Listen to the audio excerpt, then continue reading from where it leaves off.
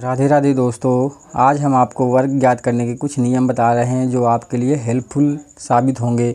जैसे दोस्तों, rule number 1 में हमने बता रखा है कि यदि किसी संख्या के इकाई के स्थान पर 2, 3, 7, 8 अंक हैं तो वे संख्याएं किसी संख्या का वर्ग नहीं हो सकती हैं।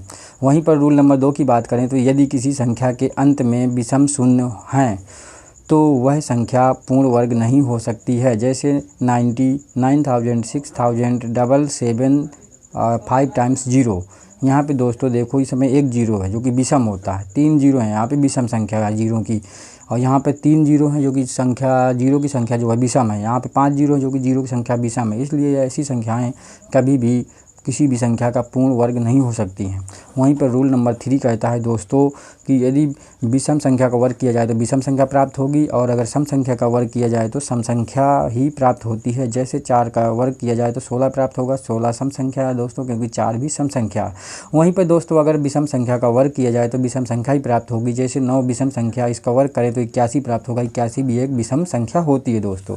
रूल नंबर 4 दोस्तों हमारा ट्रिपलेट ज्ञात करने का एक सूत्र है, जिससे हम कोई भी ट्रिपलेट ज्ञात कर सकते हैं। जहाँ पर ट्रिपलेट का सूत्र है 2m m² - 1 m² + 1, जहाँ m की वैल्यू हमेशा 1 से बड़ी रहेगी दोस्तों। और यहाँ पे m क्या है? m यहाँ पर एक पूर्णांक संख्या है दोस्तों।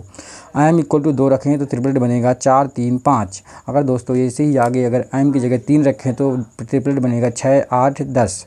इसी तरह से अन्य वैल्यू को रख करके दोस्तों चेक कर सकते हैं। अब दोस्तों रूल नंबर 5 में हम बात करेंगे, यदि कोई संख्या के इकाई के स्थान पर ये अंक आते हैं दोस्तों तो उस संख्या का वर्ग करने पर उस वर्ग की संख्या के वर्ग के इकाई के स्थान पर जो वर्ग वाली संख्या प्राप्त होगी उसके इकाई के स्थान पर ये अंक प्राप्त होंगे दोस्तों। जैसे अगर किसी संख्या के इकाई के स्थान पर 0 है दोस्तों तो वर्ग करने के बाद उसके इकाई के स्थान पर 0 ही प्राप्त होगा। अगर 1 है दोस्तों तो 1 प्राप्त होगा। अगर 2 है दोस्तों तो वर्ग करने पर क्या है, 4 प्राप्त होगा। अगर 3 है तो 9 प्राप्त होगा। 4 है तो 6 प्राप्त होगा दोस्तों। अगर 5 है तो दोस्तों 5 ही प्राप्त होगा। और कुछ आगे हैं दोस्तों, अगर किसी संख्या के इकाई के स्थान पर 6 है दोस्तों तो वर्ग करने के बाद 6 ही प्राप्त होगा। अगर 7 है तो 9 प्राप्त होगा दोस्तों। 8 है तो 4 प्राप्त होगा। 9 है तो 1 प्राप्त होगा दोस्तों। इससे क्या होता है दोस्तों कि अगर हमें इकाई के ये ज्ञान है तो हम कुछ संख्याओं को देख करके कभी कभी पता लगा सकते हैं कि ये किस संख्या का वर्ग हो सकती है। और रूल नंबर 6 है दोस्तों, यदि 2 क्रमागत संख्याओं का वर्ग किया जाए तो उनके बीच पहली संख्या के दुगने के बराबर संख्याएं प्राप्त होती हैं। जैसे n+1 ये 2 क्रमागत संख्याएं हैं। मान लीजिए हम समझाने के लिए एग्जाम्पल लेते हैं, छोटा सा एग्जाम्पल लेते हैं 2, 3। एक 2 संख्या n = 2 ले लिया तो यहाँ पे n+1 की वजह से यहाँ पे 3 हो जाएगा। इनका वर्ग किया जाए दोस्तों तो 2 का वर्ग 4 होता है, 3 का वर्ग 9 होता है दोस्तों। इनके बीच में संख्याएं देखो दोस्तों, अपूर्ण वर्ग संख्याएं देखो कितनी हैं, 5, 6, 7, 8। ये संख्याएं किसी का क्या है, पूर्ण वर्ग नहीं होती हैं। तो ये 4 संख्याएं दोस्तों हम इसको ऐसे लिख सकते हैं प्रूव करने के लिए, 2 × 2, 2 की जगह n रख देंगे। 2 क्योंकि दोस्तों n स्टार्टिंग में हमने n की जगह 2 ले रखा है तो 2n हो गया। देखो दोस्तों प्रूव हो गया, क्योंकि n के साथ मल्टीप्लाई में 2 आ चुका है। एक और एग्जांपल से समझते हैं। 3, 1, 4 ले रखा है।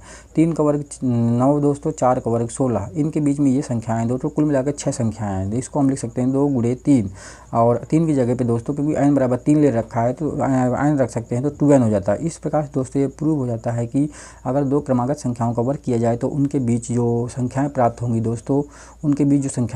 दोस्तों वो 2n होती हैं, अर्थात पहली संख्या के दुगनी होती हैं।